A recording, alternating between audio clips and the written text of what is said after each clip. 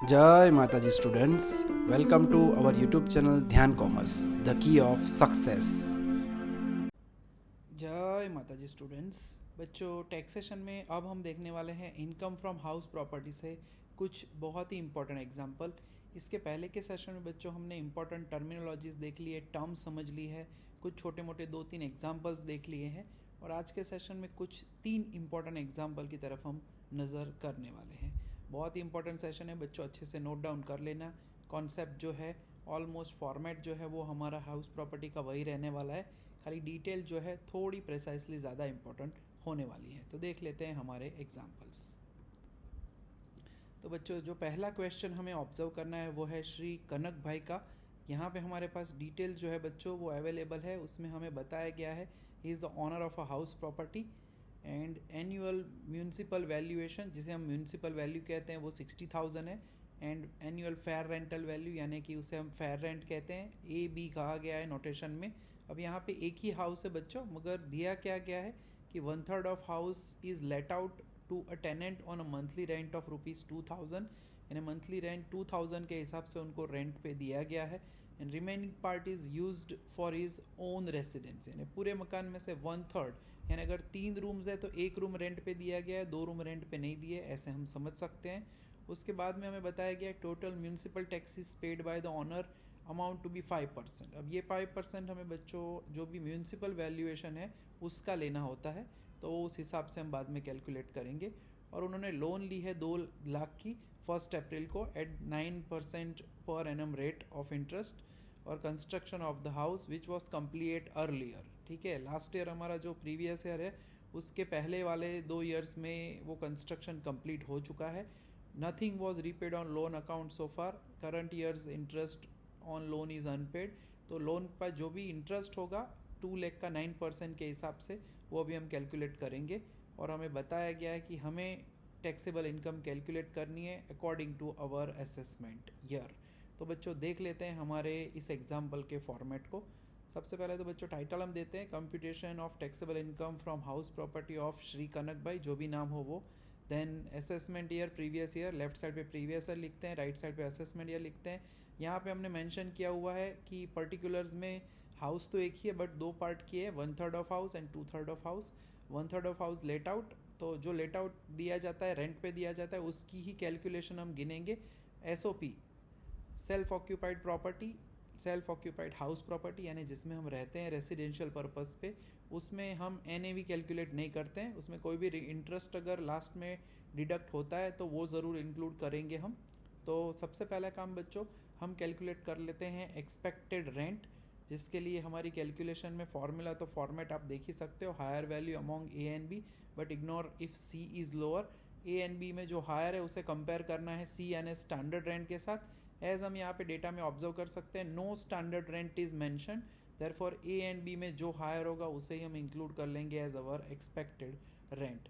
तो जो हम कह रहे हैं वही calculation of expected rent. Municipal value 60,000 है एंड फेयर रेंट 66,000 है, हमारे पास स्टैंडर्ड रेंट है नहीं, तो expected rent is equal to higher value among A and B which is 66,000।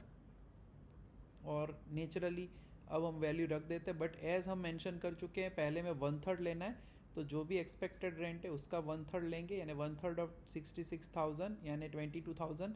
जैसे कि मैं कह चुका हूँ 2/3 ऑफ हाउस जो है वो हमें रेसिडेंशियल पर्पस के लिए यूज़ करना है, तो उसके लिए कोई हम कैलकुलेशन नहीं करेंगे, तो ऐसे हम यहाँ पे डैशेस कर देंगे सेकेंड पार्ट के अंदर। ऐसे ही जब एग्जांपल्स में 2 या उससे ज़्यादा हाउसेज में हमें अगर रेसिडेंट्स के लिए कोई हाउस यूज़ करना है तो उसमें भी हम डैश करेंगे।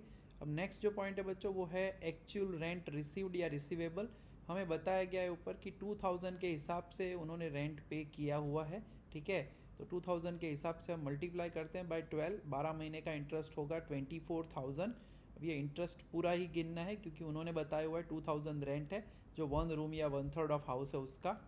अब यहाँ पे कोई अनपेड रेंट की डिटेल नहीं है, एमिनिटीज़ की डिटेल नहीं है, अनरियलाइज रेंट भी नहीं है बच्चों, तो सीधा हमारी वैल्यू ऑफ स्टेप 2 हो जाएगी 24,000। अब जैसे कि हमें पता है कि स्टेप 3 में हम लेते हैं higher value among step 1 and step 2, तो 22,000 एंड 24,000। स्टेप 1 की वैल्यू हमारे पास है बच्चों 22,000 एंड स्टेप 2 की वैल्यू हमारे पास है 24,000। तो उसमें हायर वैल्यू हम इंक्लूड करेंगे 24,000, तो 24,000 हम इंक्लूड करते हैं। एंड उसके बाद स्टेप 4 के अंदर वही वैल्यू इंक्लूड की जाती है, यानी यहाँ पे GAV कैलकुलेट करने के स्टेप्स में ज़्यादा कुछ डिटेल नहीं दी गई है, और 24,000 वैकेंसी पीरियड भी यहाँ पे मेंशन नहीं किया गया है, तो सीधा स्टेप 4 की वैल्यू ही बन जाती है हमारी ग्रॉस एनुअल वैल्यू। तब ग्रॉस एनुअल वैल्यू कैलकुलेट करने के बाद बच्चों अब हमें देखना है हमारी नेट एनुअल वैल्यू की कैलकुलेशन। उसके लिए उसका दूसरा टेबल चाहिए हमें, तो देख लेते हैं वो।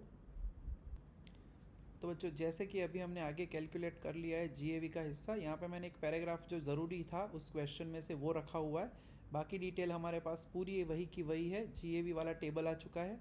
अब NAV के लिए हमें ग्रॉस एनुअल वैल्यू में से म्यूनसिपल टैक्स माइनस करना होता है बच्चों। स्टेप्स याद रखने, याद रह जाएगा फॉर्मेट, फिर कोई कष्ट नहीं है, ठीक है। आप ये टेबल कंटिन्यू भी बना सकते हो, मुझे यहाँ पे पावर पॉइंट में एक्सप्लेन करना है, दैट इज़ वाई मैं जो है ये आपको समझा रहा हूँ यहाँ पे ऊपर छोटा सा क्वेश्चन वाला पार्ट रखते हुए। जैसे कि आप यहाँ पे ऑब्जर्व कर सकते हैं, एनुअल म्यूनसिपल वैल्यू वॉज 60,000। हमारी GAV में से हमें म्यूनसिपल टैक्स माइनस करना है, और म्यूनसिपल टैक्स जो है वो 5% के हिसाब से कैलकुलेट करना है। दूसरा जो हिस्सा है 2/3 ऑफ हाउस, उसमें हम NAV तक कुछ कैलकुलेट नहीं करते, ठीक है। उसके बाद जो इंटरेस्ट दिया गया है वही हमें सब्ट्रैक्ट करना होगा। अब म्यूनसिपल टैक्स जो है वो 5% होता है। 20,000 वैसे 60,000 अमाउंट है, बट एज वी इंक्लूड यहाँ पे कि 1/3 होता है, तो 1/3 ऑफ 60,000 यानी उसे हम इंक्लूड करेंगे 20,000 और उसका 5% लेंगे, दैट इज़ 1,000 रुपीज़। तो ये जो है 1,000 रुपीज़ जो है बच्चों वो सब्ट्रैक्ट होंगे। तो हमारा जो नेट एनुअल वैल्यू है बच्चों, net annual value will be naturally 23,000। अब standard deduction at the rate of 30% होता है, तो उसका 30% निकालेंगे, that will be 6,900। Interest paid on loan borrowed, अब बच्चों याद रखना है ये पूरे घर का जो इंटरेस्ट है वो हम कैलकुलेट करते हैं, तो वो होगा 9% ऑफ 2 लाख यानी 18,000। But as we want to convert it 1/3, तो यहाँ पे हमें जो 1/3 ऑफ द हाउस का पार्ट है वो कैलकुलेट करना है, जो कि होगा 6,000। अल्टीमेटली पूरे हाउस का अमाउंट जो है 18,000 वही डिडक्शन अलाउ होगा, बट यहाँ पे हमने 1/3 2/3 कैलकुलेट किया है एज उन्होंने बताया था, इसलिए हम उस तरह से इसे दूसरे हिस्से में भी बांटेंगे। सो 2/3 ऑफ 18,000 यानी 12,000 होगा, मिला के 18,000। सो ये 12,000 जो है बच्चों इंटरेस्ट कोई भी अगर हम पे कर रहे हैं तो वो डिडक्शन में अलाउ है, चाहे हमने नेट एनुअल वैल्यू कैलकुलेट ना की हो, हम रेसिडेंस के पर्पज़ से यूज़ कर रहे हैं या ओन बिजनेस के लिए यूज़ कर रहे हैं, बट इंटरेस्ट जो आप पे करते हो वो डिडक्शन में अलाउ है। और उसके बाद कैपिटलाइज लोन का कोई डिटेल यहाँ पे दिया हुआ नहीं है बच्चों, तो उसमें हम डैश कर देंगे। Finally total taxable income from house 1 will be 10,100, अगर आप माइनस करते हो 23,000 में से 12,900। एंड नेचुरली सेकेंड हाउस में लॉस ऑब्जर्व करेंगे यानी -12,000। अल्टीमेटली जो श्री कनक भाई है उनको जो टैक्सेबल इनकम जो कैलकुलेट करनी है उसमें दोनों पार्ट यानी कि 1/3 एंड 2/3 का एवरेज टोटल लेना पड़ेगा। अगर मैं वो टोटल लेता हूँ तो आंसर माइनस में आता है, तो हम कह सकते हैं कि वो लॉस होगा श्री कनक भाई के लिए, जो कि बाद में ओवरऑल सभी हेड की कैलकुलेशन के बाद जब हम टैक्स कैलकुलेट करते हैं according to chapter 1 tax liability, तो उसमें ये लॉस जो है वहाँ पे हम ओवरऑल सभी के साथ एडजस्ट करके कैलकुलेट करेंगे। तो बच्चों ये श्री कनक भाई वाला सम था, इसमें एक ही हाउस है बट दो पार्टीशन थे, 1/3 was let out and the other part was used for residence. So इस तरह से इसको हमने कैलकुलेट किया है।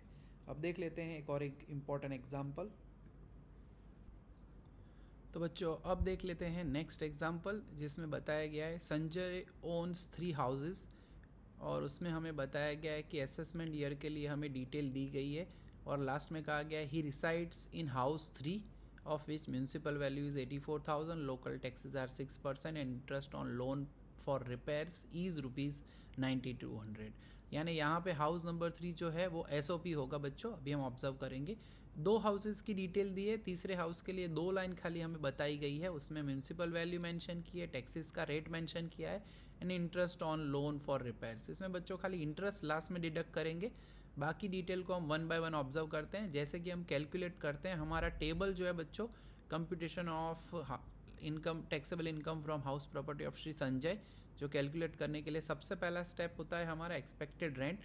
उसके लिए higher value among A and B. अब यहाँ पे ए बी क्या होता है, तो ए हम पहले ही कह चुके हैं म्यूनसिपल वैल्यू, बी यानी फेयर रेंट एंड सी यानी standard rent. For house one अगर हम कैलकुलेट करते हैं, अभी जैसे एसओपी के बारे में हम कह चुके हैं, third house is SOP, self occupied house property, तो उसमें कोई हम एनएवी कैलकुलेट नहीं करेंगे, लास्ट में खाली डिडक्शन ऑब्जर्व करेंगे और वो भी इंटरेस्ट वाला, लोन का interest. So calculation of expected rent में हाउस वन के लिए जैसे कहा म्यूनसिपल वैल्यू 48,000 है, fair rent 46,800 and standard rent 45,600। अब इसमें बच्चों खास याद रखना है, हमें सबसे पहला काम करना होता है, हमें higher value among A and B. अब देख सकते हो ए एंड बी में 48,000 इज़ हायर वैल्यू, उसे कंपेयर करना है स्टैंडर्ड रेंट सी के साथ। 48 एंड 45,600 में जो कम वैल्यू हो वही हमें लेनी होती है, तो यहाँ पे 45,600 वैल्यू लोअर है, तो वही हो जाएगा हमारा expected rent. Similarly house two में म्यूनसिपल वैल्यू 50,400 है ए, फेयर रेंट 49,200, उसमें हायर वैल्यू है 50,400, उसे हम कंपेयर करेंगे स्टैंडर्ड रेंट के साथ, जिसकी वैल्यू कम हो उसे इंक्लूड करेंगे। अब 50,400 एंड 51,600 में लेस वैल्यू होती है, कम होती है 50,400, तो यहाँ पे एक्सपेक्टेड रेंट हो जाएगा 50,400। तो वो कैलकुलेशन यहाँ पे हम सामने टेबल में सीधा मेंशन कर देते हैं, 45,600 एंड 50,400, तो वो हो जाती है बच्चों हमारी स्टेप 1 की वैल्यू। फिर बच्चों रेंट रिसीव्ड, यहाँ पे हमें जो दिया गया है खास ध्यान रखना है, रेंट हमारे पास जो डेटा में है वो उन्होंने मंथली लिखा हुआ है। पहले हाउस के लिए 4500 है, दूसरे हाउस के लिए 7500 है, तो उसे हमें कन्वर्ट करना होगा ईयरली में। सो नेचुरली 12 इंटू 4500 करेंगे तो वो हमें मिल जाएगा 54,000, 12 महीने का रेंट। एंड उसी तरह से 7500 इंटू 12 करेंगे तो 90,000 रेंट मिल जाएगा। कोई अनपेड रेंट की डिटेल नहीं दी गई है बच्चों, तो डैश करेंगे। एमेनिटीज़ प्रोवाइडेड उसका भी डेटा नहीं है, तो वो भी डैश करेंगे। अनरियलाइज्ड रेंट बच्चों सेकेंड लास्ट रो में दिया गया है 9,000 फर्स्ट हाउस के लिए एंड हाउस 2 के लिए 7500, तो वैल्यू फ्रॉम स्टेप 2 हो जाती है। ये 9,000 एंड 7500 सब्ट्रैक्ट करने के बाद हमें मिल जाएगा 45,000 हाउस 1 में से स्टेप 2 की वैल्यू और हाउस 2 में से 82,500। अब नेचुरली हमें पता है स्टेप 1 की वैल्यू 45,600 है, स्टेप 2 की वैल्यू 45,000 है हाउस 1 में, तो हाउस 1 में हायर वैल्यू 45,600 एंड हाउस 2 में 50,400 एंड 82,500 में हायर वैल्यू लेंगे हम 82,500। तो ये वैल्यू हो गई स्टेप 1-2 में हायर वैल्यू। स्टेप 4 के अंदर हम वैल्यू लेते हैं फ्रॉम स्टेप 3, यानी कि 45,600 and 82,500। Simple format based calculation है बच्चों, थोड़ी मेहनत करोगे तो आराम से पूरे मार्क आ सकते हैं इसके अंदर। वैकेंसी पीरियड, अब बच्चों यहाँ पे आप देख सकते हो वैकेंसी पीरियड का डेटा भी उन्होंने दिया हुआ है हमें, 1 month for house 1 and half month for house 2।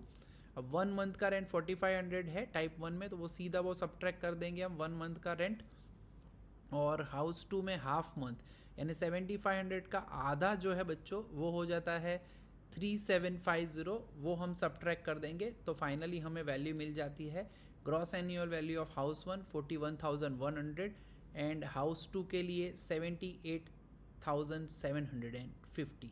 तो बच्चों ये जो है वो हमें मिल गई हमारी GAV की वैल्यू। अब ऑब्जर्व कर लेते हैं हम NAV की वैल्यू। तो बच्चों अब हम कैलकुलेट कर लेते हैं फाइनल टैक्सेबिलिटी। अब उसमें जो हमारी आगे की डिटेल है वो तो वैसी की वैसी है सभी। अब तीसरे हाउस में खाली हमें इंटरेस्ट जो है वो जो लोन का रिपेयर का हमें मिला हुआ है वो, जैसे कि आप टेबल में यहाँ पे देख सकते हो, क्वेश्चन का कुछ हिस्सा मुझे चाहिए था तो मैंने यहाँ पे रखा हुआ है। हाउस 1 के लिए ग्रॉस एनुअल वैल्यू 41,100 है। उसमें म्यूनसिपल टैक्स जैसे कि आप देख सकते हो लोकल टैक्सेस पेड 5% बताया गया है, तो 5% ऑफ 48,000 हम इंक्लूड करेंगे यानी 2,400 सब्ट्रैक्ट होगा। जैसे कि हाउस 2 में 78,750 जो है उसकी वैल्यू है हमारे पास GAV की, उसमें से हमें डायरेक्टली उन्होंने 750 रुपीज़ ही बोला हुआ है, तो 750 माइनस करेंगे तो दैट विल बी हाउस 1 के लिए NAV होगा 38,700 एंड हाउस 2 के लिए 78,000। As house 3 is used for residence purpose यानी सेल्फ ऑक्यूपाइड हाउस प्रॉपर्टी, तो उसमें हम कोई NAV कैलकुलेट नहीं करते, बट स्पेसिफिक डिडक्शन वो हमें लेट आउट वाले हाउसेज में करना है, और इंटरेस्ट जो हम पे कर चुके हैं वो सब्ट्रैक्ट कर सकते हैं SOP हाउस में से भी। तो वो पार्ट है। स्टैंडर्ड डिडक्शन बच्चों 30% ऑफ 38,700 करेंगे, 11,610 नेचुरली। और दूसरे हाउस में हमारे 78,000 का 30% यानी 23,400 सब्ट्रैक्ट करेंगे। इंटरेस्ट पेड ऑन लोन बताया गया है हाउस 1 में 7090 है, हाउस 2 के लिए वो है 42,400 एंड हाउस नंबर 3 जो कि हमारा रेसिडेंस के लिए यूज़ हो रहा है मगर उसका इंटरेस्ट जो है वो डिडक्ट होगा 9200। अब कोई कैपिटलाइज लोन का डेटा दिया हुआ नहीं है तो वो डैश होगा तीनों में। और अगर सब्ट्रैक्ट करते हैं नेट एनुअल वैल्यू हमारी, तो that will be 20,000 rupees for house 1 and 12,200 rupees for house 2 and house 3 के लिए माइनस में लॉस मेंशन करेंगे हम टैक्सेबल इनकम के लिए 9200 नेगेटिव में लिखना है। अल्टीमेटली अगर total taxable income from all houses अगर कहना है बच्चों तो इन सभी को प्लस करेंगे, खाली लास्ट वाला माइनस हो जाएगा। तो श्री संजय जो है उनकी टोटल टैक्सेबल इनकम हो जाएगी 23,000 रुपीज़। तो बच्चों ये दूसरा इम्पोर्टेंट एग्जाम्पल था। एक और आज का इम्पोर्टेंट एग्जाम्पल देख लेते हैं। तो बच्चों लास्ट एग्जाम्पल में तपन देसाई का डेटा है, उसमें हमें बताया गया है कि Tapan Desai has let out house 1 house 2 and house 3 has been used for personal residential purpose. यानी हाउस 3 जो है वो SOP कहा जाएगा, सेल्फ ऑक्यूपाइड हाउस प्रॉपर्टी। और डेटा हमारे पास है। यहाँ पे बच्चों खास एक नोट करना है कि पहली डिटेल है annual value as per municipal record, जिसे हम म्यूनसिपल वैल्यू कहेंगे। सेकेंड डिटेल में एनुअल रेंट दिया है जो स्टेप 2 में हम देखते हैं, यानी कि no fair rent is given और no standard rent is given. यानी टेबल जो फॉर्मेट है हमारा सीधा एक्सपेक्टेड रेंट हमें मिल जाएगा बच्चों, जिसमें हमें यहाँ पे कोई कंपैरिजन नहीं करना होगा। Expected rent is our municipal value, यानी पहले हाउस के लिए 30,000, दूसरे हाउस के लिए नेचुरली 9,000 वो हम रख देंगे। बट एज यहाँ पे आप देख सकते हो date of completion of construction दिया हुआ है हाउस 1 में, वहाँ पे डेट जो है वो 30 जून दी गई है हमारे प्रीवियस ईयर की। और हमारा प्रीवियस ईयर स्टार्ट होता है 1 अप्रैल से, यानी अप्रैल मई जून पहले 3 महीने में बच्चों ये हाउस जो है वो रेंट पे नहीं दे सकते क्योंकि कंस्ट्रक्शन वर्क गोइंग है। यानी 30 जून के बाद यानी जुलाई से नेक्स्ट जो हमारा मार्च होता है 31 तक, यानी 9 मंथ्स के लिए हम रेंट पे दे पाएंगे। यानी यहाँ पे जो एक्सपेक्टेड रेंट हमने 30,000 लिखा है हाउस 1 का, ओनली खाली हाउस 1 की बात कर रहे हैं बच्चों। हाउस 2 और हाउस 3 का कंस्ट्रक्शन तो बहुत पहले ख़त्म हो चुका है, प्रीवियस ईयर के पहले, तो वो तो फुल ईयर के लिए हम रेंट लेंगे भी और वो टैक्सेबल गिना जाएगा। खाली हाउस 1 में 30 जून डेट दी हुई है, यानी जुलाई से हम रेंट पे दे पाएंगे, तो 9 महीने का एक्सपेक्टेड रेंट हमारा कन्वर्ट होगा। Third house is as SOP, तो उसमें हम कोई कैलकुलेशन नहीं करने वाले।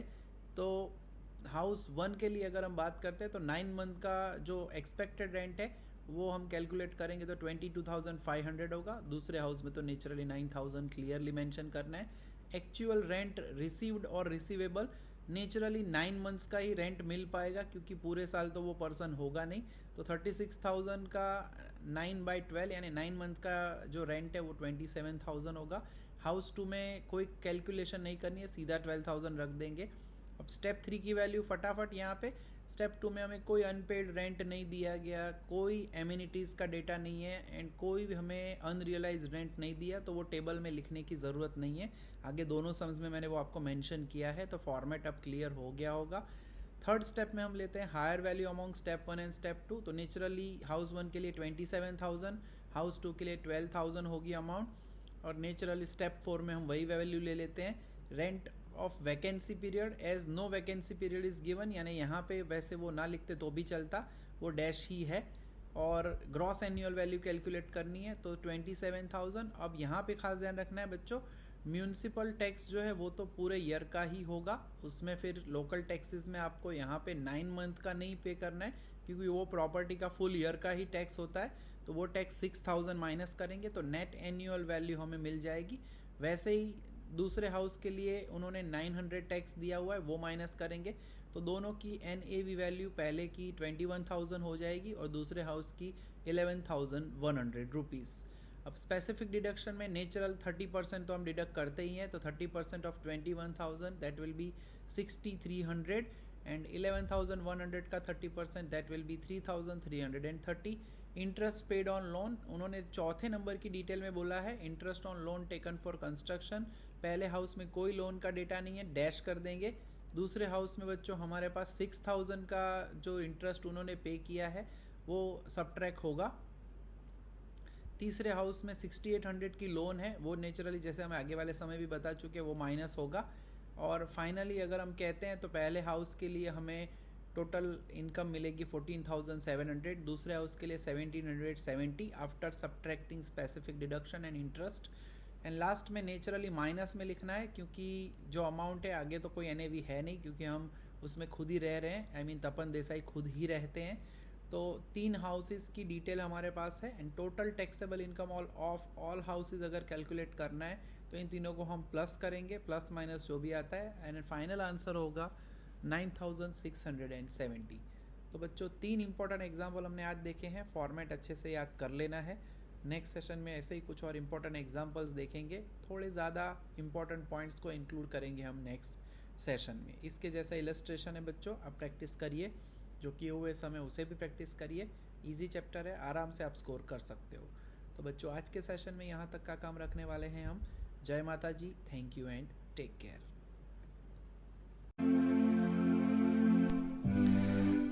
Please like, subscribe, share and press bell icon for notification. Thank you.